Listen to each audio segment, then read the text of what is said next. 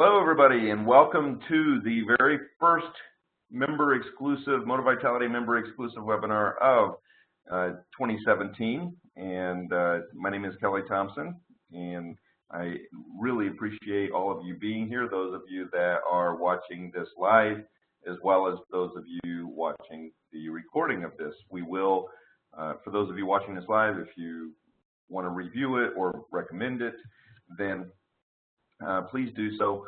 You can go to Moti-Vitality.com. Give us a day or two to convert it and upload it, and we'll get it up there. We'll be in the member exclusive webinar section. One of the things that I really want to, I always forget to mention this, and we do have this up on the website. If you have feedback or comments about any of the webinars that we do or any of the training sessions we do, on Moti-Vitality.com, there is a survey that you can go and fill out. I really, really value your opinion on what we could do to make it better, how we could make it, was there something that you liked or didn't like, or something you would like to see differently. That is on Moti-Vitality.com. Please feel free to go fill out that survey.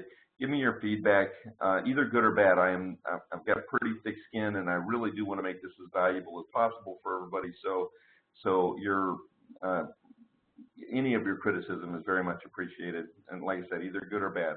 That's on the website. You can do it right online. It's just a pretty short little survey that you can go fill out, and that's really valuable. So, all right. So today is our, like I said, our first webinar of 2017. We do these every month. Next month, we're going to talk about the first 30 days and what should really be happening for a new sales professional or somebody coming into the industry for the first 30 days. And so we'll talk about that next month. And but today we're talking about natural versus practiced sales skills. It's natural practice versus practice sales ability, and we're going to kind of discuss a little bit what the difference, is it better to have that natural sales ability versus the practice or the learned stuff. So we'll talk a little bit about that. First and foremost, those of you that have seen any of my webinars before know that I start, or any presentation live or webinar, that I start off by saying thank you. I really do appreciate it. Without you, I don't have a business. I don't have an opportunity to do. I'm just talking to a computer screen at that point. So it really is my honor to be able to serve you this way. It's my goal with every presentation that I give to make sure that the information that I give to you is at least as valuable as the time that you're giving to me. I've sat through a lot of these things, and I've been done at the end, and I'm like, holy moly, I can't even believe I wasted my time. And I don't want that to be the case with any of the presentations that I give. I hope that you take something of value out of all of it. So thank you very much. I really do appreciate the trust you're giving me by taking your time to be here. So, in sales, this is something I have made a habit of also really focusing on for all of my presentations. I think it's probably the most important sales secret. Not really a secret out there, but it's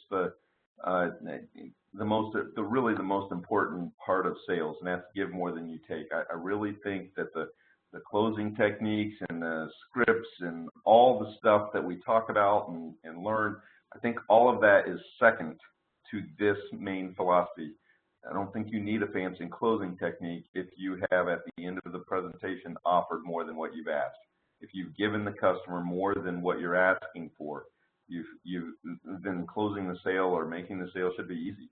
So many salespeople out there think that sales is about gimme, gimme, gimme. Oh, I'm going to make so much commission. This is going to be so great. I'm going to make so much money. But this really I think the key to successful sales professionals is to make sure that you give more than you take. So give more than you take. Okay, so let's jump right into today's topic. Sale, defined by the English Language Learners Dictionary. In case any of you are learning the English language right now, it's possible. The definition of sale is the act of selling something, or the exchange of goods, services, or property, or currency, or something else of value. And I like that because this particular definition, I mean, I cycled through a few of them to find the one that kind of really encompassed what I like to present as far as being sales. So it's not only money, it's goods, services, property, or something else of value. And I think that that's kind of important to look at, because a sale doesn't only have to be an exchange of money.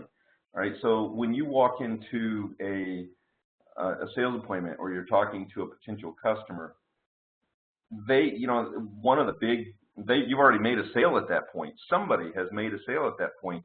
They are exchanging their time, which is of value, right? They are giving you their time, and so they're paying you for your service. Your service in this case might be knowledge. It might be a plumbing assessment. It might be the water test. Whatever you're giving them at that sales appointment, they are paying for that. They are exchanging their time, which is something of value. They're exchanging their time for your service, for your knowledge.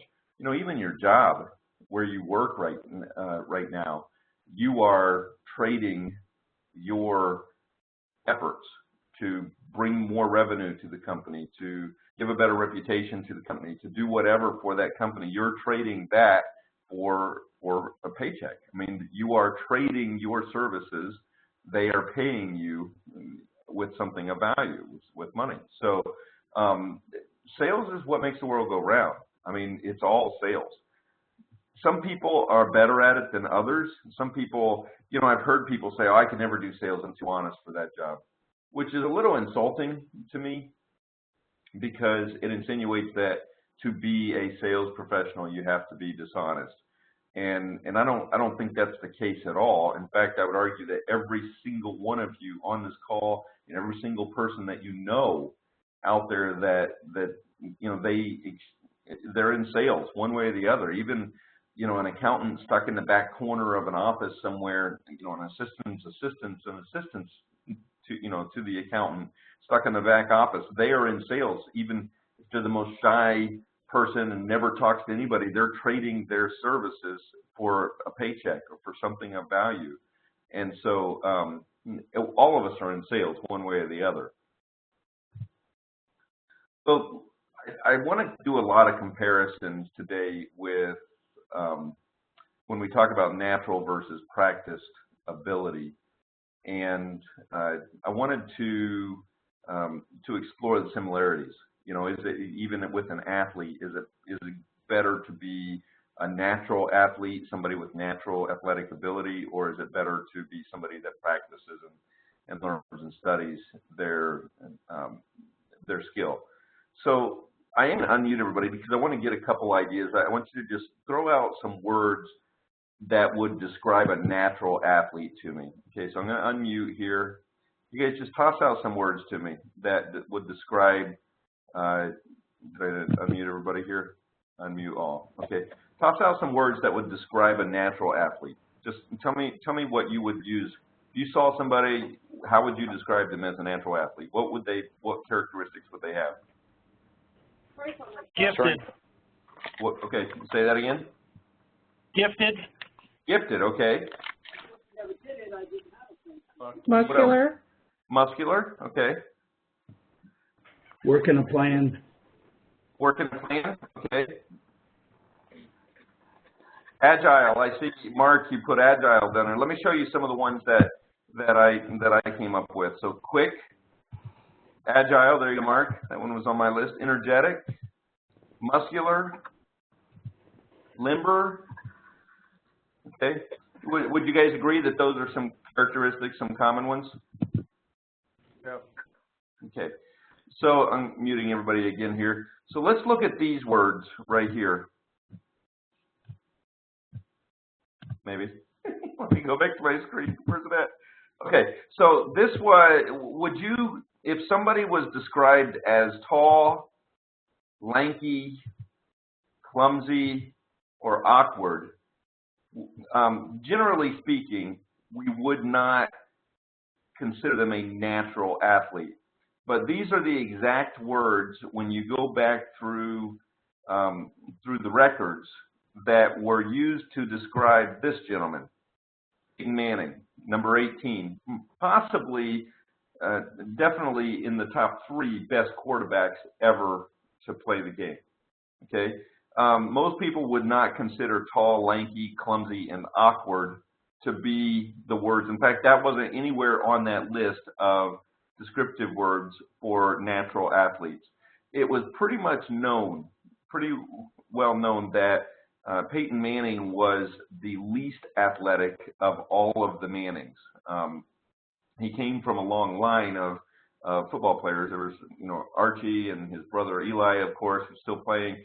But Peyton Manning, nobody described him as being a natural athlete. So what was it that made Peyton Manning so good? His resilience, you know, made him gave him the ability to be resilient, to come back, to continue to play even after what would have been a career-ending injury for most other people. It was, if you know anything about Peyton Manning, it was his insane work ethic, his practice, his study, his knowledge of the game. He would spend so much time going back and reviewing even the games that he lost, you know, where he had gotten sacked or where he got an interception. He really studied and knew the game. And if you were going to be on a team with Peyton Manning, you knew that he was going to demand more of you too. Because, and so this was a guy in his practice and his work ethic that took some natural athletic ability, obviously, but it was his practice that made him superior. Okay. Let's look at this. I'm going to ask the same question. What are some typical, I'm going to unmute everybody here. Give me some typical, let's think about that guy or that lady that you knew that had, you know, that everybody always says, oh, that's a natural salesperson. What are some characteristics that we say about them? What are some characteristics? Give me some characteristics of a natural salesperson. You know, think about that person that everybody says, oh, that guy should be in sales, or that lady should be in sales, or you should be in sales. What are some words that describe those people with a natural sales ability? Charismatic. Charismatic, okay. What else? Talkative, I see Mark. Yes, talkative. What else? Educated. Okay. They seem to know a lot about everything or a lot about their product. Or seeing Brett putting likable down. Educated. Let's tell me if this is one that we would see. Gift of gab. That's kind of the same as talkative. Do you guys agree with that? That's one. Outgoing. Charmer. Type A. Assertive. People person. Somebody, that guy could sell ice to an Eskimo. You ever heard that one? Okay. So I'm gonna, any others that you guys want to throw in there? Okay, muting everybody again. So I think it's good to have some natural sales ability, but let's look and see what the experts say about athletic natural sales ability, or athletic ability, natural athletic. So when things come way too easy, natural athletes can develop bad habits mostly because they don't have to give much effort in their sport and they never really learn proper form. As a result, they can go on for years without learning the proper way to do things. Examples may be a bad golf swing, a poor tennis ground strokes, or a bad pitching style in baseball. This can be seen in all sports to varying degrees. You know, my son was brilliant. My son was speaking in 3- and 4-word sentences on his first grade. I had convinced myself that maybe I was wrong about that because I've seen other babies that were like 1 year old. I said first grade, I meant his 1-year birthday party. I've seen other babies that were like 1 year old and that, you know, aren't talking or even saying any words at all. And so I was thinking maybe I exaggerated that, but we have video of my son on his first birthday party asking for a piece of cake. On his very first birthday party, I didn't know that that was not normal until until I started to see other kids and stuff like that. And I mean, he was just he was reading like books by the time he was 2 and 3, and I mean, reading simple words and simple books, and the kid was he was so academically smart. I mean, he's just so smart, but he never. I tried to teach him how to ride a bicycle, and he would never want to learn. And finally, when he was in 3rd grade, we were going camping with some other families with kids, and they were all taking their bikes, and my son wouldn't learn how to ride the bike. And so I talked to a couple people that I knew, a couple experts in child development. Obviously, when you have a kid that can read that well, there were some social issues with him as well. And so we were, I was talking to experts and people that I knew, and they said this exact same thing. When somebody grows up finding most things come easy, for Christian, reading was really easy. Doing a lot of things, the academics, that was really easy for him. And so he never really got used to doing things that were hard. In fact, he resisted them. So when he was in 3rd grade before this camping trip, I did something that was against my grain. I actually forced him to learn to ride a bicycle. I went out with him and made him learn how to ride that bike. I had to really, stay with him and just kind of force him to do it, just because that's such a critical skill, socially when you're a kid going camping and doing stuff. But I always thought about that. I always thought, there are so many people out there. I thought about that in sales. Even there are so many people out there that they could be just incredible sales professionals. They could do it so well, but because they have that, they're talkative, or they are outgoing or charismatic, they have that natural charisma. They don't hone their skill. They just go out there and they do it, and they make an adequate living at it. There are people that can make a pretty decent living at it, but man, I always think if they could take that and hone it, how good they could be. Just wow. There are people that could sell circles around me if they put forth the effort to really hone that skill, to make it better. And conversely, I've seen people actually have hired people. I think of one lady in particular that I brought on when I was sales manager years and years and years ago, and she had a degree in chemistry, was very, very smart, wanted to do sales, but really had very little sales skill. She's likable enough, but she was, an academic, very not the typical salesperson that you see. But we brought her on to do sales, and she had a background in chemistry and water, but she delved in and studied sales. She studied the art of it. She studied the profession, and became one of our top sales professionals there because of that effort and that practice and the learning. Okay. So there's a difference. I would say that she probably had the least amount of natural sales ability of most people that have been successful in this industry that I saw. But her tenacity and her willingness to try and put forth the effort, it made all the difference. So anyway, let's keep going on this. So natural athletic ability means the ability to invent ways to overcome weaknesses and to utilize other tactics to defeat their opponent. This usually involves good eye coordination, cleverness, and compensation. Compensation is the key factor here. Okay, what do you have to do to identify your own weaknesses and to make those better, to practice and hone them, and to make them better? How do you overcome? How do you compensate for those things that are a little weaker? And maybe as a sales professional, maybe it's paperwork. This is a common one that I see in sales people all the time. They don't like to do reports or paperwork. So what do you have to do? Those are part of the job. You have to do those things. So what do you have to do to make yourself, to overcome that weakness? For me, for example, I'm like everybody else, I'm horrible at paperwork. I don't like doing it. I would rather just get out there and do the job. And I didn't really like the data entry part or the filling out forms part or the submitting part. So I had to do that first thing in the morning. When my brain was fresh, I got it out of the way, because what I found, if I told myself I was going to do it at night after getting out there and having 2 or 3 appointments in a day, I was just mentally exhausted, and I just didn't feel like doing it when I got home. You know, it was just I didn't want to do it anymore.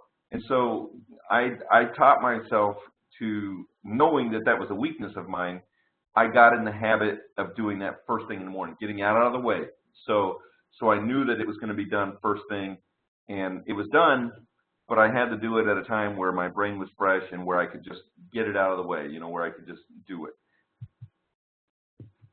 So natural athletic ability means the ability to invent ways to overcome weaknesses and to utilize other tactics to defeat an opponent.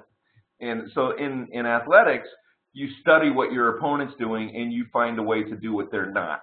Okay, that's the same case with sales. Whether you are the top sales guy or not, whether you have tons of natural ability or not, I'll tell you what, if I were competing against you, and I can tell you I am not the most natural salesperson in the world. I have really, I mean, I think I have some natural skill at it, but what made me a pretty decent sales professional, I think, was that I studied my competition. I knew what they did and didn't do. I knew what their weaknesses were. I knew what the other guys were saying, and I found ways to do it differently, to set myself apart from them, so that if I was up against 3 competitors, I knew what all 3 of those competitors were going to do. And a lot of times it was the same stuff, you know, because we all learned the stock presentations, we all learned the stock sales words. So I would find out what they were doing, and I would do my best to make it different. You know, that I would find ways that set me apart from what they did. And that's what you have to do, okay, is study your competition, study your opponent, I guess, you know, and make sure that you understand how they work and what they do, and then you figure out a way to do it differently, to set yourself apart, make yourself better. So usually in athletics, it usually involves a good eye coordination, cleverness, and compensation. Compensation, again, is the key factor. So since the end result usually outweighs the means, if the outcome is favorable, the methods of execution are often ignored. And so, you know, when you see, I see this a lot with sales organizations that Jen and I work with. You'll have a top sales guy out there who is making a lot of money and making a lot of sales. Sometimes that guy he's not always the most ethical, you know, or he cuts corners, or he gets away with stuff. And so if they're getting decent results, you know, good results from that, then a blind eye is often turned away, or turned when, you know, when they're looking at how he gets there, you know, how he did that. You know, so a lot of times how they get there, how they get those results are not ignored. But if you can actually, if you can beat that person by practicing and doing, by learning the skill and actually getting there ethically, by, you know, making yourself better and better and better, you don't have to cheat, and you pretty soon will find that your results from doing it ethically and honestly, actually they will provide much better results, and not to mention you're going to feel better about it. But people are going to start looking at you instead of that person who's cutting the corners or using the bad habits to get there. Okay, you can exceed and surpass that person. And, you know, it's not always the top number. It's not always the number of units that come in. Sometimes the rewards come to the person that develops the strongest relationships, you know, that is the most consistent from month to month. So bad habits can develop and can be lifelong without intervention. So a lot of times that top salesperson has been doing it for 20 years, you know, who's got those results coming in. They're not going to change. They've developed those bad habits. They're not going to change. They're going to continue doing it the same way, which is going to allow you to come in, identify the good things that they're doing, and the things that you want to do better, surpass them. And this is whether they are on your team or especially if they're a competitor. You're going to surpass them by really studying what they do and studying your art and your craft and your profession. So again, the solution to this is to learn proper execution training, usually by an expert or by other experts, or studying is really the only way to refine an athlete so they can learn proper technique and always be the best they can be. The same as the sales are the same, the exact same. Natural salespeople can also develop bad habits, mostly because they don't have to give much effort and are less likely to practice and develop their skill. As a result, they can go on for years and years and years without learning the proper way to do things. Unfortunately, and this is kind of the bad thing about it, is this is something I've been giving a lot of thought on, actually. For those of you who've been listening to some of the podcasts over the last year, some of the webinars, this kind of hit home when I went shopping for a car. About a year and a half ago, I bought a new car. And when I was shopping for it, I was amazed at how typical the salespeople, the car salespeople were. I mean, they were, you know, you hear, oh, that guy's just like a used car salesman. Man, it was like you took them out of a movie or a book or a stereotype book. I mean, it was amazing. I mean, the backslapping, you know, the not listening, the not asking questions. It was just incredible. It was just a really, unfortunately, unpleasant, but also eye-opening experience for me to see that. And I was just amazed that there are people, I know people like that in this industry that are the yuck, backslappy, pushy salespeople. And I'm just blown away by the fact that they can actually make sales. That customers, I personally would never buy from that person. I don't like that kind of, here, let me see what I can do for you. You know, that kind of, it's just, you can tell, you know, and yet it seems like they make sales. They have success.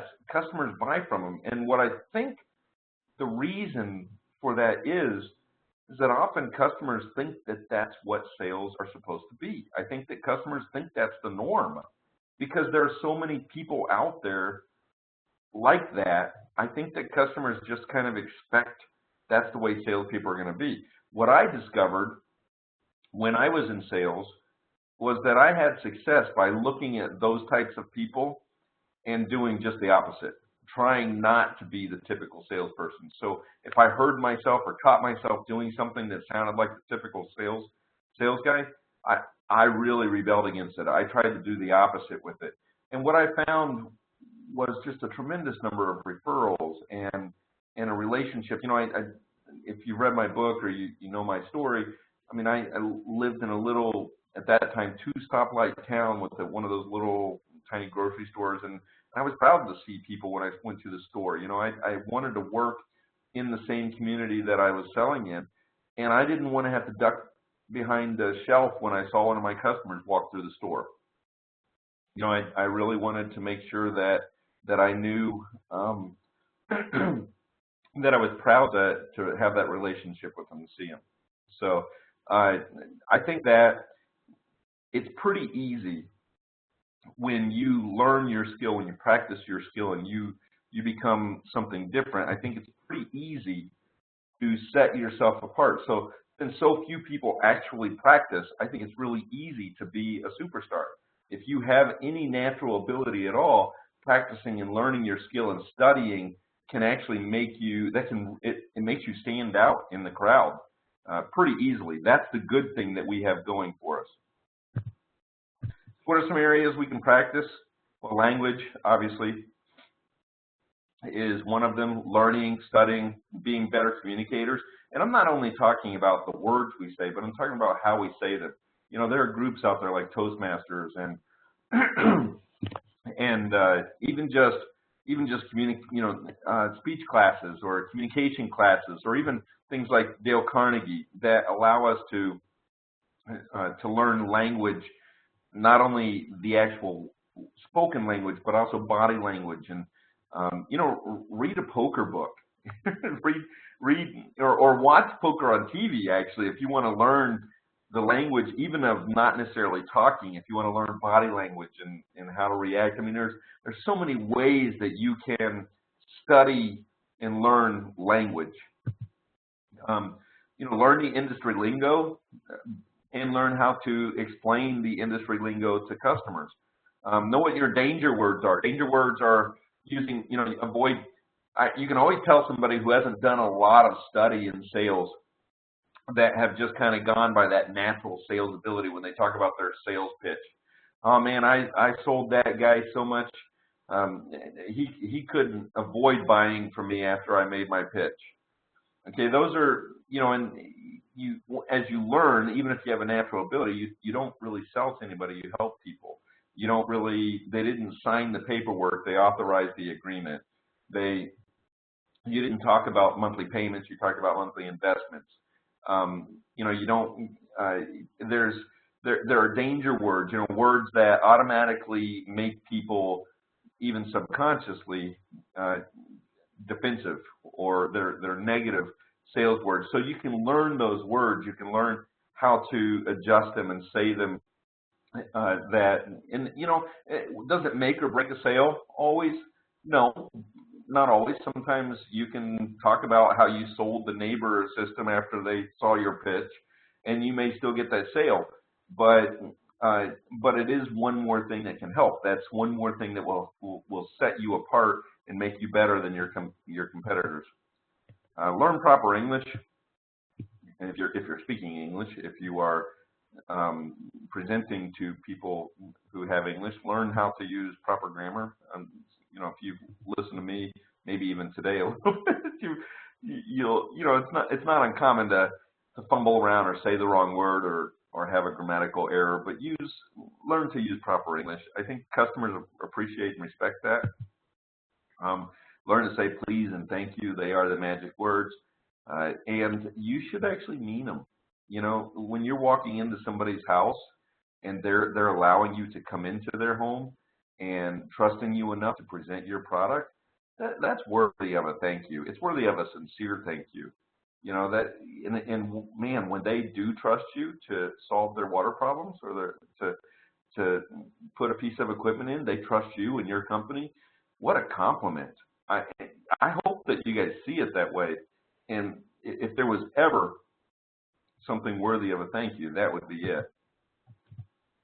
So product knowledge, knowing not only your product, but also your competitors' products, knowing what they are saying, what they're not saying. I get this itchy throat thing going on here. And so I'm trying not to cough too much here or clear my throat too much. But become an expert in your field. Become the guy. Some of you have heard me talk about this before.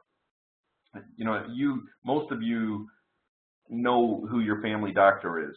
Most of you, if you have a problem with your car, what auto mechanic you're going to take your car to. If you had a plumber, you need a plumber. Most of you know what plumber you would call. My suggestion is to be that guy, okay, or lady.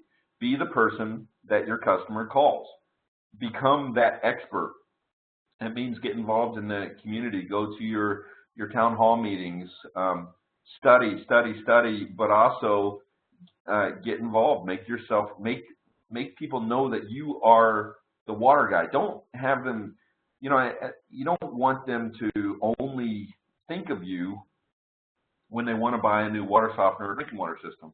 You want them to think about you when you see, when they are watching the evening news and they see a story about Flint, Michigan, or about how dogs like a certain kind of water better than other dogs, or whatever you want them to come to you about all things water. Let them think of you as the water expert, not just the water treatment sales guy. Okay, become the expert in your field. Become the expert in your profession, and that's in sales also. I mean, your profession, if you are, most of you, is sales. Okay, your field is water treatment. Okay, so how do you study? Record yourself. Don't be afraid to do that. You guys have heard me talk about this. Salespeople, they don't like to do that, and I can tell you, I've done it many times. Did it yesterday. I recorded my sales presentation for a client that we're working with in Minnesota yesterday, and I can tell you, It's uncomfortable even for me. I do it all the time, and there's part of me who is dreading watching the video because I know I will have said things and did things and fumbled around, and there were probably too many ums and ers, and you know, it may not have been the most smooth presentation ever, but watching it and recording it will make me better, and studying it and learning from it. So when you walk into the house, you know, some states are two-way conversation states, meaning that both parties have to be aware they're being recorded. Most states are one party, meaning that as long as one person is participating in the conversation and is aware, you can record. But even so, it's not a problem to ask the customer. If you have your phone there, you know, say to the customer when you go in there, do you mind if I record myself during this presentation? I've really been trying to make sure that I'm explaining things properly. I can't imagine a customer being offended by that. And if there is one out there, I bet you that they are the exception. I used to do that when I was in sales all the time. I had a micro cassette recorder, a micro cassette. That was really before digital recorders.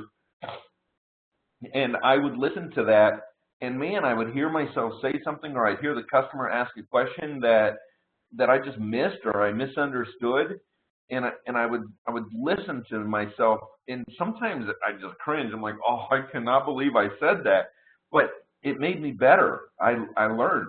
You know, going back to Peyton Manning, again, that's something that he did. He watched tape. He watched the games, even when he analyzed why he lost or why he got sacked or why he missed a throw. He analyzed it, and he knew if you're not willing to do those things that are uncomfortable, you're just going to be, other people who are willing to do it are going to beat you. They're going to do better than you. Okay, don't be afraid to ask your customers. When you're doing follow-ups, ask them what they like, but also ask them, you know, if you lose the sale and you talk to them, don't demean them and make them feel bad, but say, look, I really appreciate the opportunity to have shown you guys what we had to offer. I'm curious, what was it about the other company that made you want to go there? You know, I want to be able to, I'm disappointed I wasn't able to serve you guys, and I don't want to lose that opportunity for future customers. Ask them. You know, some of them will avoid you because they think you're going to try and guilt them into, you know, or, you know, guilt them about making their decision with somebody else. But if you've done a good job and you truly tried to help your customer and tried to serve them, they'll help you. They know that you are just making a living. Okay? Ask your teammates. Your teammates, the other people in sales, they're out there doing the same thing. Your sales team members, they're out there doing the same thing. Let them ride along with you and let them critique your sales presentation. Most salespeople love to tell you what you did wrong or what you did right. Okay, most of them love to criticize other people. Yesterday, we had one of the ladies from the office come in that had never actually seen a sales presentation from anybody in the company, and it was her input when she watched the presentation that I recorded, and her input, I think, is invaluable. You know, and what a great way to kill a lot of birds with one stone. You know, it teaches somebody in the office what we actually do and how we're out there presenting. But also, this was the typical person that we would normally be presenting to in a real situation. And so her feedback is really invaluable. It was really good. Some of the feedback she gave me was that I got a little too technical when I was doing the presentation, a little too sciencey. And I think that's really, really important. I think it's really valuable to get that kind of feedback to learn. Ask your spouse. You know, I don't know if any of you have ever done a presentation in front of your spouse, but spouses tend to not be afraid to critique you as well.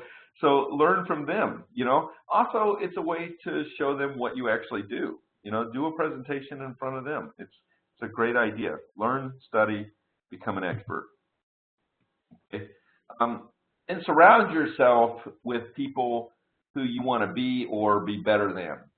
All right, you become who you surround yourself with. So if you are only hanging out with people that are mediocre in sales or have a less than stellar work ethic, that's what you're going to become, okay? Be willing to surround yourself with people that you want to emulate, that you want to be better than, or that you at least want to be as good as, okay? And then make your goals realistic. I remember when I was sales manager, we had a guy that was doing every month 50+ units a month, okay, $60,000 to $70,000 worth of sales a month. And when I was sales manager, people would come in and they would, you know, I mean, this guy had been with the company for 22 years, had built tons of relationships. He'd done a lot. And I'd get a new salesperson that would come in and they would, give me 6 months. I'm going to beat him. I'm going to be better than him. And that's just not a realistic goal. I mean, I'm not saying it's impossible, but I am saying that, oh, wow, it would be unlikely to have that person come in there and, you know, within 6 months be able to do the kind of units that this guy who had been there 22 years had done. So make it realistic. Set your goals and make it realistic. Otherwise, you're going to be disappointed in yourself too. But do challenge yourself. Always set those goals slightly higher. You know, reach for the sky. Reach, you know, I mean, how many cliches can I use during this webinar? But challenge yourself. You know, don't just be, don't accept the status quo. Keep, you know, if you're those of you that are, you know, that work out, you know, or do weightlifting, you know, a lot of times they say do one more. You know, do your reps and then do one more. Push yourself. Just when you think you can't lift that one more time, do it anyway. You know, try it, push it. Getting Jim saying, in addition to surrounding yourself with those people, be that person people want to be. That's a great point, Jen. Strive to be the person that other people want to be around. That's a great point. Great comment. Thank you. So yeah, be the person. If make other people want to be around you. Okay. All right, and then see yourself as a professional. We've talked about this before, but I think it's worthy of going through again. Okay, what is a professional? Think about those other people that you would consider professional. You know, a lot of times if you're, I always ask people, if you're at the end of Family Feud, and whoever it is, who is it, Steve Harvey now, it says, name an occupation most people would consider professional. Doctor's usually the first one that comes up. I would say doctor is probably number one answer, maybe attorney, accountant. But if you look at a doctor and you look at what they wear, they have a uniform, they're dressed professionally, their fingernails are clean. I can identify them as a professional by their attire, partially by their attire. So what is your attire? Well, maybe a company logoed shirt, dressed professionally, but also your test kit. Your test kit is your white lab coat and your stethoscope. Your test kit needs to be clean and chemicals filled and no trash all over the place. When you open it up, it needs to make your customers go, wow, that's impressive. Okay, so that's part of your attire. Your knowledge, you know, doctors hopefully have a ton of knowledge. They have gone to school and studied their profession, and then they have continued education. They have to continue to learn. I would not want to go to a doctor that hadn't learned anything new since they went to med school. Okay, so they have a tremendous amount of knowledge. They know, they study, and what they don't know, they're willing to discover and talk to other people and find. They know where to go to get the answers. They get paid an above average income. You know, if you're that person that is making a below average income, then, you know, take a look at whether or not you are a professional, whether or not you're doing what other professionals do. Typically, a professional gets an above average income. So if you're not getting that above average income, take a look in the mirror first. Figure out whether or not you are doing things that a professional does. How many hours do they work? Well, it's not 9 to 5. They work until the job is done. Same with you. How many hours do they practice, or how often do they practice and train? All the time. And this is where, you know, they're going and they're talking to each other and they're studying and they're learning. So this is what we talk about with the, you know, even, of course, being on this webinar right now is a good start. You know, listening to the podcast, the MV Pro call that we do every every Thursday morning at 8:30 Eastern that we love to have people on live for, then you know, that's practice. That's learning from other people, but also anything and everything that you can do to learn your profession, to become the expert. I'm going to unmute everybody here. Did I unmute everybody? Nope. Hang on. Unmute all. Okay. Any comments or questions from you guys? Anybody? No. Okay. Then with that, I would like to invite everybody to the MV Pro Call tomorrow morning, 8:30 Eastern, 8:30 a.m. Eastern. And please join us. We love to have people on live. It's excellent conversation. But otherwise, next month we're doing the first 30 days. And if I don't talk to you before then have an excellent month, and we'll talk to you next time, if not before. Thanks, everybody. Thanks. Thank you, Kelly.